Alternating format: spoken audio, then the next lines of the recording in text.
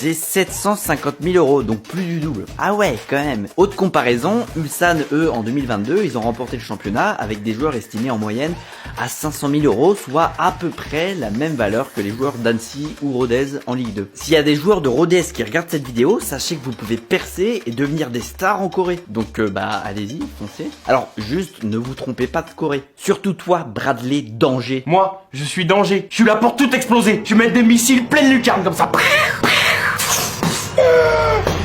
Alors on va faire quoi? C'est une surprise qu'on fait aux supporters, aux joueurs,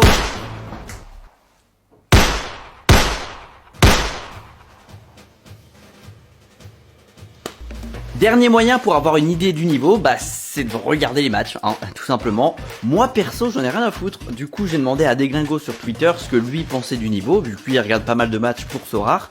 Et il m'a répondu, c'est clair que c'est vraiment pas ouf, je me tape des purges hallucinantes. Globalement, oui, je suis pas sûr que ça batte des Ligues 2 françaises.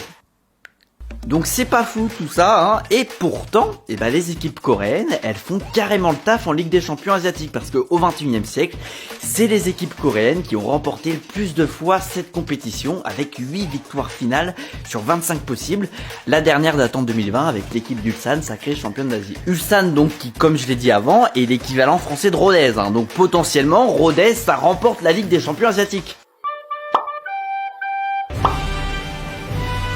Bon, et les supporters coréens dans tout ça, parce qu'avec des équipes qui gagnent la Ligue des Champions asiatiques, ça doit être du lourd dans les tribunes. Et pas vraiment. En fait, les Sud-Coréens, oui, ils sont très fiers de leur pays, donc ils sont à fond derrière leur équipe nationale.